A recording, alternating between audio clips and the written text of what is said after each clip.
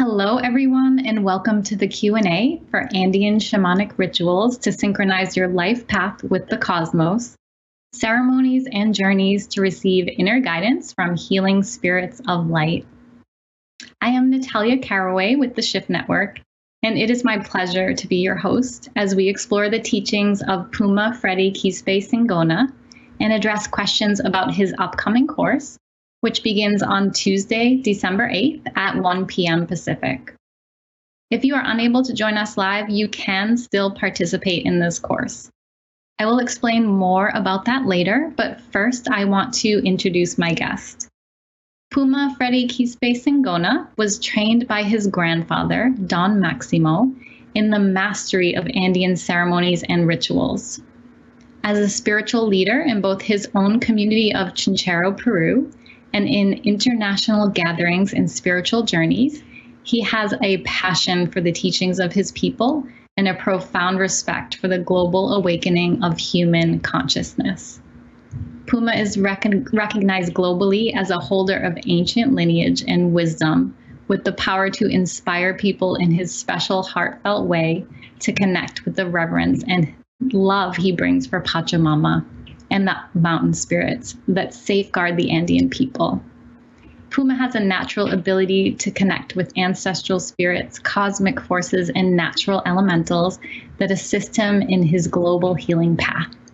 He sees everyone as a global family, and that by healing ourselves, we are healing our family. Please join me in welcoming Puma, who is going to share a blessing with us before we get started with your questions. Puma, it is so wonderful to have you with us. Hello, my global family. Much love for all of you. We're going to begin with the sacred fire. We're going to begin by calling on our Cosmic Father, Cosmic Mother, gods, creators, procreators, and we're going to call on the power of our ancestors.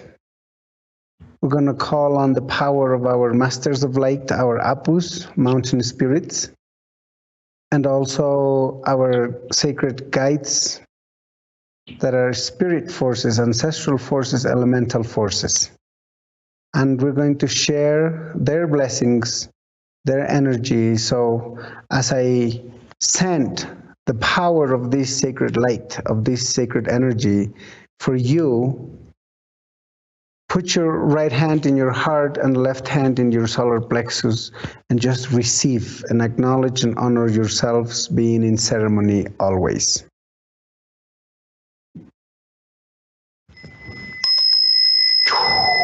Pachakamach, Wirakochang, Yapangapukuna, Rualkuna, Kikuna, Pachamamanyusta, Saminchay, Panchay, Tuyunchay, Yawarchay, Yapangwek Panaykunata, Teximuyuntimpi.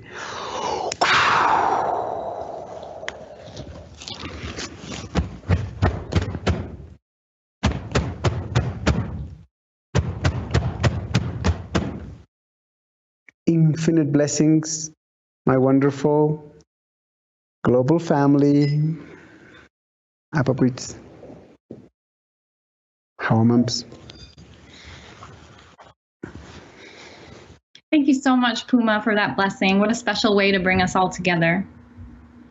Well, we are going to spend the rest of our time together exploring questions for Puma as we prepare for his video course, Andean Shamanic Rituals to Synchronize Your Life Path with the Cosmos, which begins on Tuesday, December 8th at 1 p.m. Pacific. I'd love to invite you to visit our website, AndeanShamanismCourse.com. Again, that's AndeanShamanismCourse.com. And this is where you can learn more about this 7-module course and find a link to register to join us. All right, well, I'd love to get started with our questions. I want to thank everyone who sent in questions ahead of time. For those of you joining us live, please go ahead and type your questions into the chat and I can read those out. All right, Puma, let's start with this question submitted earlier. This came from Lauren, and Lauren wrote, how do you counter the Western view of time? For example, scarcity, rushing, an endless to-do list. Do you have another perspective to share about time? Thank you, Lauren, for your question. Time for us is our cosmic father and is one of our God creators. Together with space. We believe you cannot be here if it wasn't for your father and your mother. But not only your biological parents, but also our cosmic parents, such as time and space.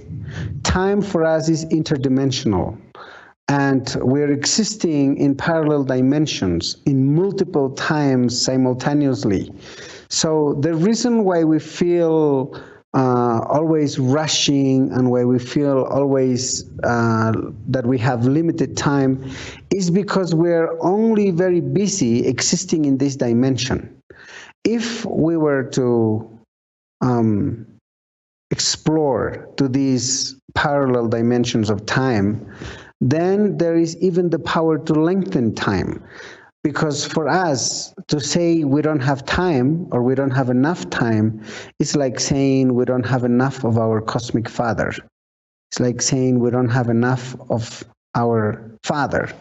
So for us, time is this generous being of light that is giving us generously everything that we need in this interdimensional existence we have.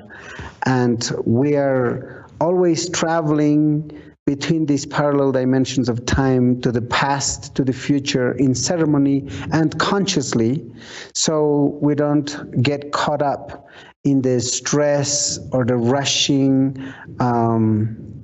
cycle of time that we have in this dimension. Thank you for such a profound perspective, Puma. Beautiful. All right, our next question came from Mark, and Mark wrote, as a gay person, I have often felt marginalized in spiritual communities. Is there a role for gay people as healers within this community? Of course. Our spiritual path transcends these orientations of gender, and I have met powerful healers, powerful medicine men and medicine women who are part of the gay community, even in the Andes. So it is not a limitation for you to explore even more into your spiritual path. It's important to transcend these gender orientations we have, because those are only temporary and only while we are here in this body, in this earth. Where we come from, which is the absolute sun that never rises neither sets, we transcend gender. And therefore, from that transcendence, we can liberate ourselves from whatever protocols, from whatever rules, from whatever belief systems that still exist in many communities.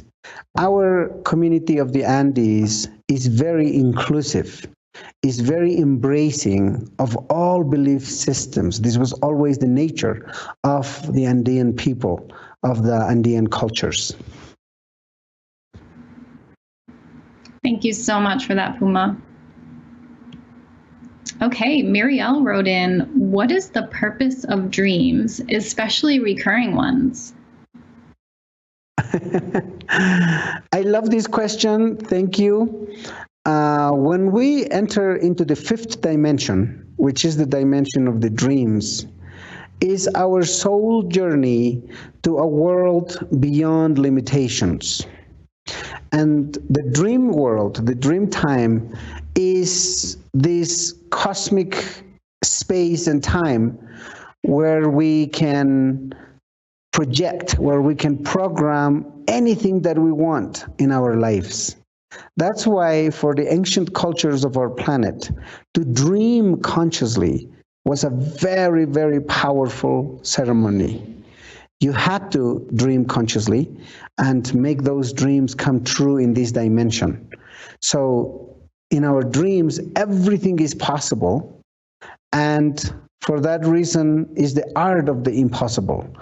Through dream times, we receive teachings about working with the plants, which plants to use for which organs, or how to move energy, in our sacred body to heal and liberate whatever that is causing any illness.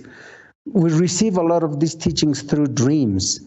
So we actually train ourselves to enter to recurring dreams. And for me, one of my favorite practices is to access a dream after so many years, one of those vivid dreams that stay with you for the rest of your life. And then you go back to it, and then you see the continuation of that process. And it's almost like the evolution of the soul, it's almost like the evolution of consciousness, and how much you have experienced, how much you have grown in this life is seen from the dream time as a project, as a program of life. So you are gifted if you have recurring dreams, and part of our teachings is to share ways in which we can have these recurring dreams so that we can access again to this fifth dimension to get as much wisdom, as much alchemic treasures as possible, so that we can offer it in our rituals, in our ceremonies, in this dimension. For us, dreams are portals. For us, dreams are sacred temples where powerful creation happens. And in these times of transition that we're going through in the whole planet, we need to enter into this dream world even more. We need to dream the life that we want to manifest. And the more consistent we're with it, the more powerful the manifestation will be. Brilliant, Puma. Thank you. Michelle wrote, could you share more about the oracle rituals that we will be exploring in the course? Thank you, Michelle. The sacred oracle for us is a whole other dimension, similar to the dream world. After the dimension of the soul, which is the sixth dimension, the seventh dimension is the journeying of our sacred spirit. And in this journey, we have access to every memory, to every knowledge of the cosmos, of the universe. Future and past exist simultaneously, and you can watch it as if you were watching just life happening around you. So we access to the sacred oracle and we access to these dimensions in order to bring in powerful messages from the spirit world, powerful messages from Mother Earth, powerful messages from our spirit guides, from our soul. So they can be very powerful healing rituals, these readings, these oracles. I will share in our global community the power to access these dimensions so that we can bring in powerful alchemic treasures for our family, for our community. In an oracle, we don't only practice divination, but we also practice spiritual guiding, we also practice energy healing, and we also practice soul journeying, transcending time and space, or rather, the transcending limited physical time and space. Thanks, Puma. Really looking forward to diving deep with you on that. All right, our next question is from Patricia. Patricia wrote, how do the Andeans deal with the death of children? Do you have any special ceremonies? The same soul that arrived, before arriving here, programmed a life, chooses a father and a mother and a time and a place to come. Also, the same soul chooses how long approximately this journey of lifetime will be. So when children die at a very early age, even just as they're born or a few years after or before they're 13 or 12, there is still powerful, pure soul essences. And they have more power to bring in healing and purification for the family lineage than we would when we become elders, because we go through a lot of processes and our hearts don't remain so pure anymore. But children still maintain their consciousness and their emotional process very light and therefore innocent. And with that innocence, they're more pure. So we actually use the death of the children as the most powerful opportunity to bring in cleansing and purification energy for our family, for our community.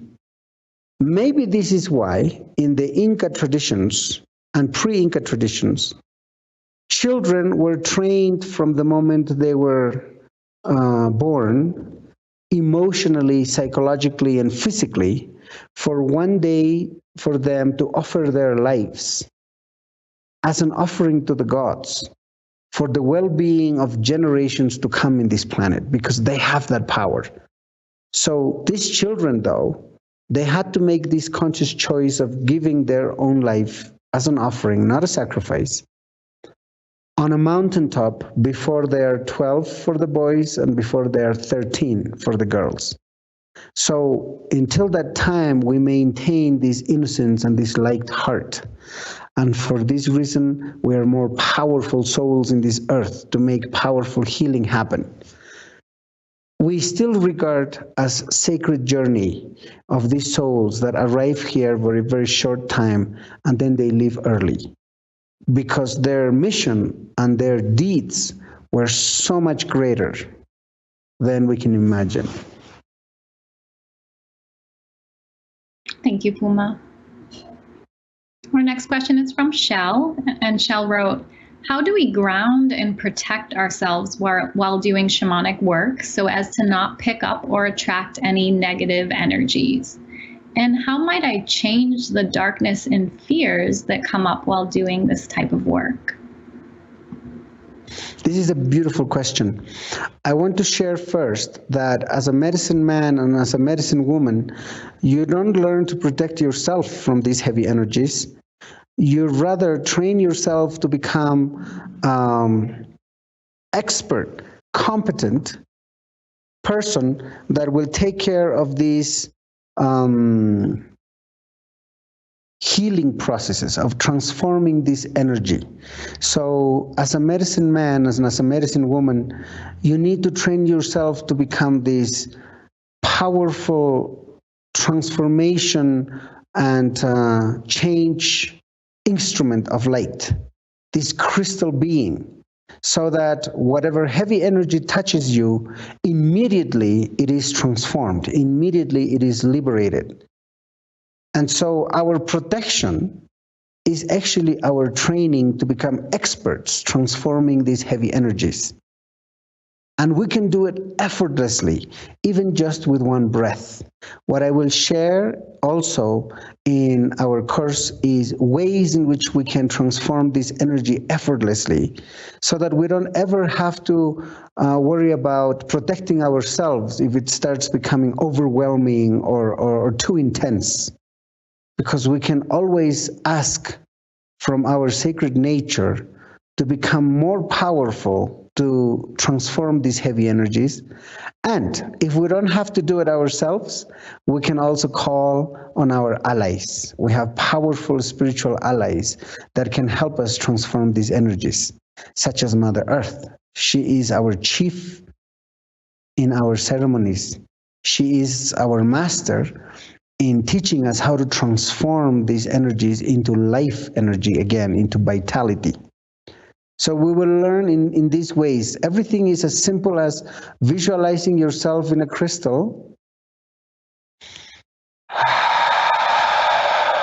breathing in and breathing out.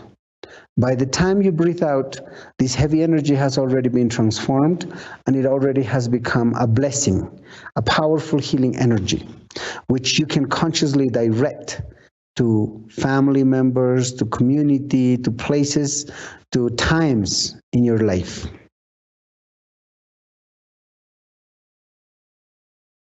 That's great, Puma. Thank you.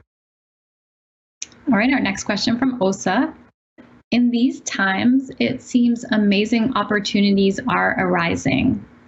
As we become aware of deep-rooted, detrimental, repetitive behaviors, how does one pull them out by the root to remove their essence, their triggers, their energies, and behaviors? I love to share with you, Ada, that this transition is inevitable, and this transition is powerful. We are in these times now where we have no choice but to evolve. We have no choice but to wake up. We have no choice but for us to access that superior consciousness.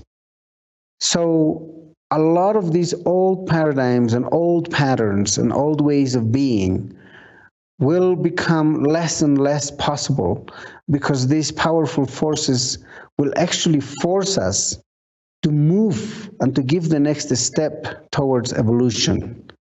We're in times where this transition is inevitable. So the one thing we do in our spiritual path as healers, as guides, as guardians, is we make this transition process as gentle as possible. It doesn't have to be a hard process. It is only hard when we have attachments to the old paradigms, when we have attachments to the old ways. And we also know that we are the last generations of this unevolved consciousness. The generations that are arriving after us are going to come in with a new genetic coding. They will be coming in ready for the new era, and they will be coming in with an intelligence and a consciousness of the new era. So our job is to catch up as fast as we can with the energy and the frequency of vibration of these new generations. While we are here, we have a chance to access what this evolved consciousness is, what this awaked consciousness is. And we are in the most powerful times to experience that. For that reason, we call this generation the miraculous generations. Great. Thank you so much, Puma. Our next question from Leela. Leela wrote, a lot of people question non-indigenous people who practice shamanism. Since you are teaching this course, it's evident that you're open to teaching us non-indigenous folks. What is your opinion about this? And perhaps what advice could you give to non-indigenous shamanic practitioners if they were to encounter some negativity for their beliefs? Thank you for this question. What I share as these millenary traditions do not belong only to this specific land of the Andes, and they do not belong only to this specific indigenous group. According to the traditions of my grandfathers and my grandmothers, these lineages come all the way from the stars. They're timeless and they're eternal. So this lineage is alive, it's intelligent. It no longer chooses whether you are indigenous or non-indigenous. And for me, really, whether you belong to an indigenous group or not, you are native to Pachamama now. You are here on this sacred earth. Therefore, you belong to the land. You belong to Mother Earth. You are free to connect with any ancestral lineage that exists in this planet, because for us, these lineages are only like the rays of the rainbow. Only one of those rays we carry as the Andean people in the Andes, in a whole territory of the Andes. The rest of the rays of the rainbow is in different parts of the planet, and it's available for everyone to connect with it. So we need to transcend the indigenous and non-indigenous perspective. We need to come back to recognizing that we are all native to Pachamama, that we all belong to Mother Earth, and we have access to these 7 rays, to this sacred rainbow lineage, which is ancestral and timeless. So I will share with you, it is important to liberate ourselves from these old canons, from these old belief systems where if you're non-indigenous, you cannot access this knowledge. We are now accessing this new era and these new times, and we need to liberate ourselves from these protocols and from these limitations, because the lineages that we have access to now in these times are timeless. They're the lineage of the One, or the One lineage that in this earth becomes 7 rays. So the only thing that I also want to highlight when sharing this is the reason that indigenous people are highly respected for carrying these lineages is because we were able to do it. We were able to keep these traditions until these times. Only 30 years ago, there was no way I was speaking of these traditions with you, because it was kept in secret. My training was secret even from my own family. It was just between my grandfather and me. So even only just some years ago, a lot of this knowledge was to be kept in secret for whatever circumstances and situations of that past. We are now in a new era where we need to open up our ceremonial sacred space, and indigenous people throughout the planet who have kept ancestral secret knowledge for thousands of years are now necessary to be shared throughout the planet, because it will only serve the awakening of a lot of our brothers and sisters, so that we can be in better service to each other and also take better care of our planet. Very powerful, Puma. Thank you for that. Margot wrote in, Puma, is there a way for me to heal specific parts of my body where I've had operations? I once knew a woman that said to travel inside your body, find the problem area, and then bring bright white light to that area to heal it. Do you have any thoughts? Beautiful. You know, we have these ways in which we move energy with our hands. We have this hands-on healing. And remember even just what I shared about putting your right hand in your heart and left hand in your solar plexus. This is the position of the Atlantean masters of I Am, of Nokankani. And whenever you place your hands in these two parts of your body, you are bringing in powerful Sami energy from the cosmos just by doing this. And you can direct this light, this white light, to specific parts of that body where you have had operations, where you feel you are vulnerable, or where you're having some pains or some difficulty, and it will be immediately healed. Our physical body is so intelligent and is so powerful to heal itself regardless. However, what is important is also to know what emotional process caused it. Because while we can't heal our heart, which is the emotional process, we can't heal our physical body. And that's why we have recurring operations or recurring illnesses in our physical body. Everything for us to heal in our body begins as an emotional process first. Either a fear, a trauma, a frustration, anger, a worry, doubt, or guilt. We need to liberate those energies first, and then our physical body will also liberate itself from these illnesses or these problems. Great, thank you, Puma. Our next question is from French, and French wrote, why do some folks insist that joy is the absolute goal, while others believe that suffering brings growth and keeps us moving forward and is part of what life is all about? Which is it? Is it that we should all be striving for joy, or should we embrace the pain that is part of the process and should not be shamed? I completely support that while we are here in this planet, we have no choice but to experience both. It's like the day and the night. You will have both, yes or yes.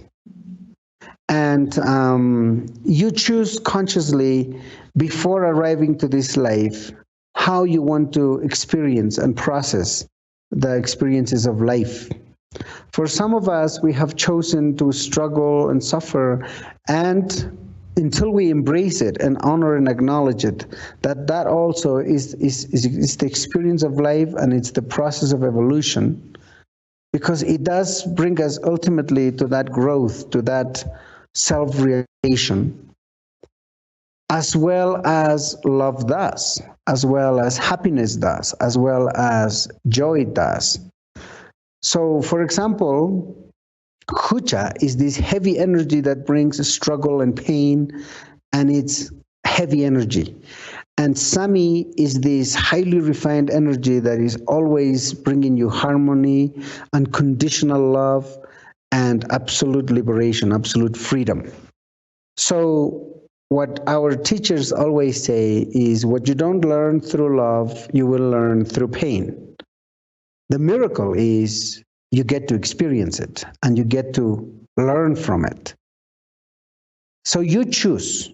You can always, with your free will, change whatever hard processes into gentle processes, and hopefully don't bring any more suffering and struggle. And the reason why I say this is because, while it's necessary to embrace and honor the suffering and the pain also, it's not like you didn't have it. You already had the hard process. You already went through the struggle. Pachamama's message is, it's okay to have a gentle process now. So helpful. Thank you, Puma. All right, well, we are here with Puma Freddy Quispe Singona, learning about his course, Andean Shamanic Rituals to Synchronize Your Life Path with the Cosmos, which begins on Tuesday, December 8th. I'd love to invite you to visit AndeanShamanismCourse.com for all of the details and to register to join us. Our next question here came from Mikola. Mikola wrote, "What fascinates me in shamanic practices around the world is how spiritualists from very different parts of the world have some very similar concepts about the world. Have you researched or compared Andean shamanism to other teachings? And if so, what's your outlook on these similarities?" I don't compare them, but I acknowledge and honor all of the practices as the 7 rays of the rainbow. You know, while each ray in a rainbow is unique, these rays belong to the light, so they all originate from one source. While they can be unique as each ray, so when I see these different practices and traditions throughout the planet in many different cultures and indigenous communities, it just fascinates me how unique each ray can be and how we have so much to experience from each one of them, while connecting us to that divine source, to that one origin. So they all carry one essence. So I guess I am always very busy finding that one essence in all of these traditional lineages that connects me to that original source, while enjoying the uniqueness of their practices. Lovely, thank you. Well, Mina was wondering, will we be with our loved ones when we transition to the other side? Of course. Not only when we transition to the other side, you know, the soul can exist in 1,000 places in 1,000th of a second. While we are in this physical body, are limited to be only here and now. And our consciousness can travel through parallel dimensions. Because we can do that, we can be with our loved ones even right now, if you choose so, if you call on them, because they are now ancestral spirits. They are soul beings of light that are existing, transcending time and space, so that they can literally be with you right now when you call on them. That's the power of calling on our ancestors. You know, if you have millions of people calling on only, you know, one Inca ancestor, it's possible, because this Inca ancestor now has the power to be in 1,000,000 places in 1,000,000th of a second. So For this reason, our loved ones are always, we are able to call on them because they're soul essence now, and they have transcended time and space. But when we leave this physical body and we access the soul realm again, then the connection is stronger. We become one with it. Thank you, Puma. Okay, well, I know we touched on dreams in Dreamtime work, but Wilson is specifically wondering, will you be exploring dreaming consciously in your upcoming course? Yes. Yes.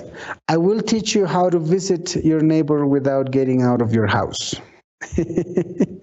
I will teach you how to do this conscious dreaming process, ceremony and ritual, to travel long distances and just show up for your family and your loved ones anywhere in the planet and bring in powerful, magical healing energy. This is a powerful practice that we have here in the Andes, and this is how we journey all the time to do long distance healing. So I will share with you some of these rituals. Well, I'm really looking forward to that, Puma. Thank you. That sounds amazing. Jackie's wondering, what advice do you have for parents in supporting this new generation of evolved souls as they grow? The most important advice I can give is to set them free, because they're so delicate, and because the mind can still be conditioned, and the mind can still be controlled or limited. Therefore, the ego, we need to liberate that. We need to educate that mind. We need to educate that ego to be free and to constantly transcend conditioning and limitations. So my advice is to show these young generations absolute freedom, always, about their actions, about their thoughts, about their words. Absolute freedom, no more conditioning, no more limiting. This is very important for these new generations. And when they don't have that, which is what they're coming for, absolute liberation, they actually have the power to make powerful shifts and changes in the families, in the communities, and in society. Therefore, these new generations might even become less patient, less tolerant to a lot of injustice, or to a lot of corruption, or to a lot of ego limitations. These new generations will come ready to change all of it. So they will also become more rebel. So you need to be ready to receive this rebel energy and set them free from conditioning and limitations. That's great, Puma. All right, next up we had Diana, and Diana wrote, I live by the ocean, but I love Andean music and mysticism. I know how important the mountain spirits are, but I do not have a connection to one. Do I need one? And will the mountain spirits care that I'm more of an ocean person? Thank you and much love. So in our belief system, the oceans are nustas, which are feminine, powerful forces of Mother Earth. And the masculine, powerful forces of Mother Earth are apus, which are the mountains. So really, by you choosing or loving the ocean more, you are inviting more of that divine, sacred goddess energy in your life. So of course the apus will celebrate that. Of course the mountains will celebrate that, and they will love you even more for that. In ancient times, thousands of years ago, our ancestors used to celebrate every year the romantic relationship between the goddess of the oceans and the god of the mountains, that they built a temple on the top of this central cordillera for the sacred feminine, for the goddess of the oceans. And in the ocean, right in the coastal line, they built a temple of the sacred masculine, right together with the sacred feminine. So there's a beautiful, complementary, loving relationship between these powerful land spirits, beings of light, of the ocean, Nustas, and the Apus, the mountains. So you're loved in. That's beautiful. We will have time for some more questions, but before we take those, I want to share a few details about Andean shamanic rituals to synchronize your life path with the cosmos. We invite you to join Puma for this 7-week course to uncover alchemic treasures as you go on weekly shamanic journeys of the spirit and soul, where you will be transformed by the wisdom of nature, gain clarity, and learn to love yourself unconditionally. During our 7 weeks together, Puma will share powerful Andean rituals that once facilitated deep transformations for our ancestors, and he will show you how to bring such shifts into your life today. You'll also experience ways to awaken the medicine woman or man within you. This 7-module course takes place on Tuesdays at 1 p.m. Pacific, beginning December 8th. You will receive audio and video replays, transcripts, and any other materials through your course homepage. And I'd also like to remind you that we offer a no-risk money-back guarantee on our courses, giving you until January 5th to make sure you absolutely love it. As an added option, all participants are welcome to connect via a private community group that we host on Facebook, so that you can stay connected with one another throughout the course. Everyone who registers receives the Andean Shamanic Rituals to Synchronize Your Life Path with the Cosmos bonus collection. We have so many great bonuses here, so let me share what is included. First off, you will receive a video titled Inca Shamanism. This is a dialogue with Mailku Aribalo and Michael Stone. And next, we have a beautiful video titled Wisdom of the 4 Powerful Andean Essences. And this is a teaching from Puma. You will also receive messages from the Sacred Oracle. This is a wonderful video experience of a collective coca leaf reading with Puma, direct from his sacred ceremonial cave in the Andes. Now, when you register by midnight Pacific on December 2nd, you will receive an additional bonus. This bonus is titled Ritual for Healing Yourself and Others. This is a video teaching from Puma, and it's really special, so I'd love to share just a little bit about it. In this sacred fireside chat, Puma shares the important practice of healing yourself first before sending healing energies to your family or community. You will learn a powerful breathwork ritual to transform heavy energy into refined healing energy.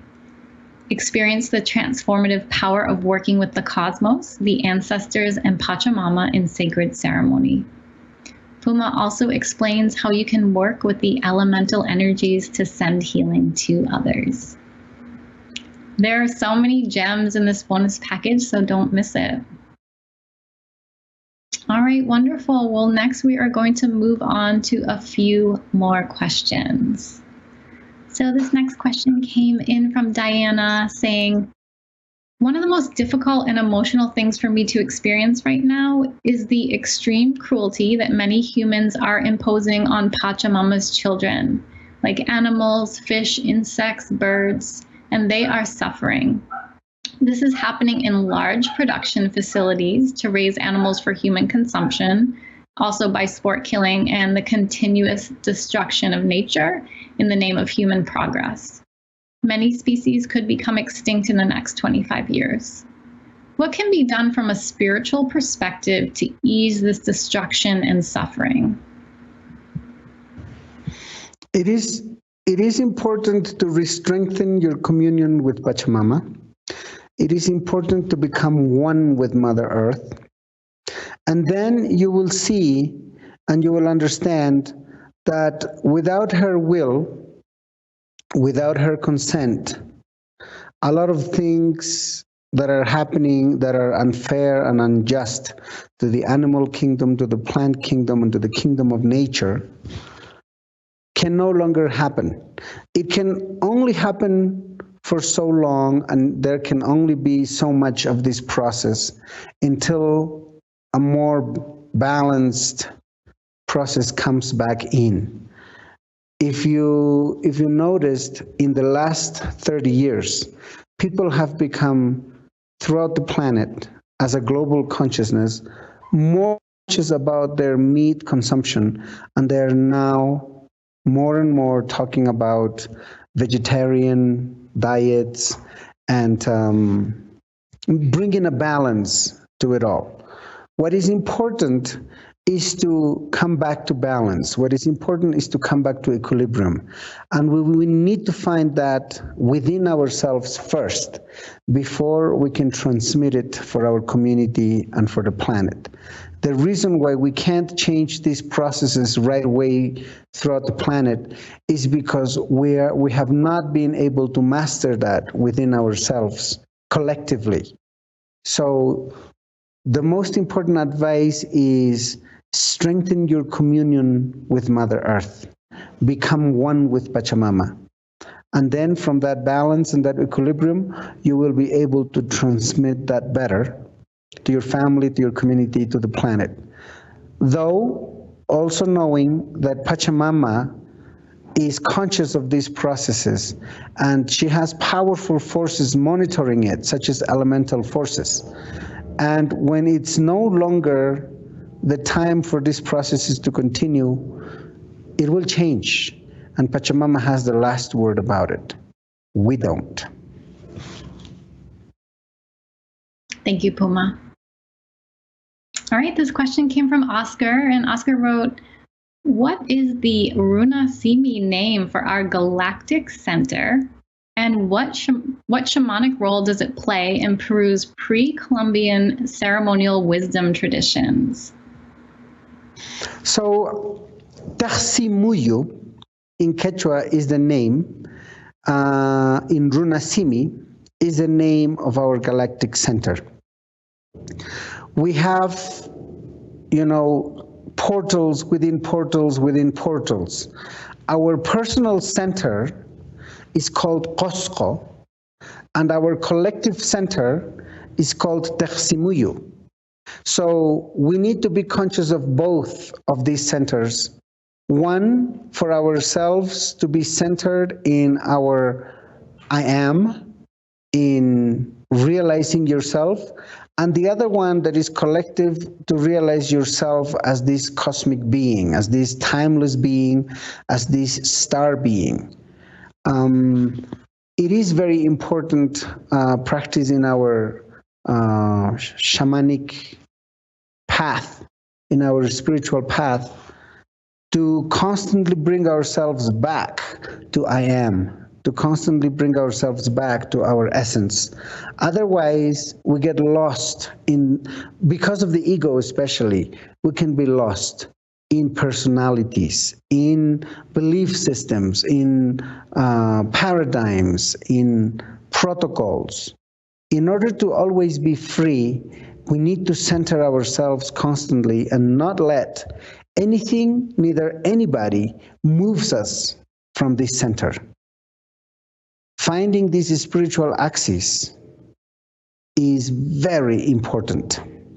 For that, we even have a mountain, powerful Apu in the Cusco area, right in the center of centers, called Pachatusang, which means the anchor of that sacred time and space, of that sacred center that we have. Beautiful, Puma. Okay, next up we had Emma, and Emma wrote, Puma, what is the best way to connect with your purpose or spiritual gift? It's something I'm super excited to share about this course, is self-realization. This is the first step.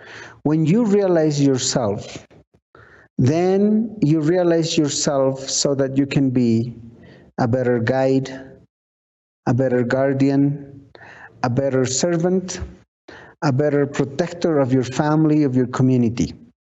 Only then you can be of best service. So for me, it's very important for all of us to access that conscious self-realization process. You need to remember where you come from. You need to remember where you're going. You need to know your center, and you need to realize yourself so that you can fulfill this sacred mission you have here in this planet. And that is only the first step. And that first step prepares you for the next.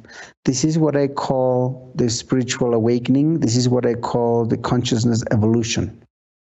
Realizing yourself is very important, and you will discover that your purpose here in this life might even be only to fall in love and only to experience love, unconditional love, completely. And the rest of other missions that you have as this being of light in this human body is complementary. The other purposes and other missions are complementary. Thanks, Puma. Well, I know we touched a bit on this earlier, but we did get another question wondering what differentiates Andean shamanism from other shamanic practices. So maybe you could just share some of the pieces that are really special to Andean shamanism. There's a few things that I would like to highlight. In this one, I will say the Andean shamanism is anchored and is rooted on Pachamama, on Mother Earth. It's all about remembering where you come from as your sacred origins, and which is the absolute sun that never rises neither sets. We're children of the light. We're children of that sun. That's what Encao means, where the word Inca comes from. That's what our soul essence comes from that absolute light. And focusing on our family and our community, like the weaving textile that is behind me, made by our elders, uniting families and communities together. Our shamanic practices are about that, are about weaving together, interweaving together, love, wisdom, powerful vitality, life energy, and innocence, humbleness, and absolute consciousness. Being conscious always, if not ever always. This is the main essence of our Andean shamanic practices. I believe in all the shamanic practices throughout the planet. There is beautiful essence that each of them carry. I would highlight these ones from the Andean shamanic practices. Wonderful. Okay, our next question, is this course appropriate for beginners, or do I need any experience or special tools or materials? Once I have heard from a wonderful brother, Kailash, he said, a true master always remains a true student. So we're all beginning in this new era. We've just entered into this new era. It's perfect. It's perfect for beginners specifically, and also for advanced spiritual practitioners as well. Sounds great. Puma, this has been such a delight, and I would just love to ask you, what are you most looking forward to sharing in this class with those who are ready to take the journey with you? Natalia, you're awesome. Thank you for this question, because my passion as a healer and as a medicine man is not so much to practice healing work and transmit this healing energy, but my passion is to be a witness, to just watch trees of life blooming and giving fruits, deepening their roots into Mother Earth. And I call that process self-realization, enlightenment. I love to see this process in my brothers and sisters. And when I open up a sacred space, I give you no choice but to wake up yes or yes and to realize yourselves as these powerful beings who have the power to heal yourselves, the power to heal the family and the community and the planet for generations and generations in the past and the future, and therefore co-create a new life on our planet. That's my passion, and that's what I'm looking forward to sharing. Thank you, Natalia. Amazing, Puma. Well, we here are so excited for your course. And I want to thank everyone for joining us and remind you that Andean Shamanic Rituals to Synchronize Your Life Path with the Cosmos begins on Tuesday, December 8th. We would love to have you join us. Again, I just encourage you to visit AndeanShamanismCourse.com. Again, that website is AndeanShamanismCourse.com. This is where you can learn more and register for the course. And a reminder, if you do register by midnight, December 2nd, you will receive the special bonus from Puma titled Ritual for Healing Yourself and Others. And this is just such a special and powerful video teaching that Puma has shared with us. Puma, this has been such a special time together. And I just want to invite you to share any final words for our listeners before we close up today. Thank you. I just want to be in deep gratitude and send a lot of blessings for you, for each one of you. Thank you for joining. Thank you for giving yourselves this sacred time and space to share the Andean wisdom and the teachings of our ancestors, these timeless traditions and wisdom of our ancestors. I want to complete by sending powerful blessings of the sacred rain that is arriving just now to this land, bringing fertility and new life to our land as all the products we've seeded are needing it. So may this be an energy that arrives to your lives right now that also brings a lot of fertility and vitality and life energy. Infinite blessings. Thank you. Blessings back to you, Puma. Thank you again. It's been such a pleasure to be with you. I want to thank everyone for joining us today. On behalf of all of us at the Shift Network, I wish you well and look forward to having you on this course or another one in the future.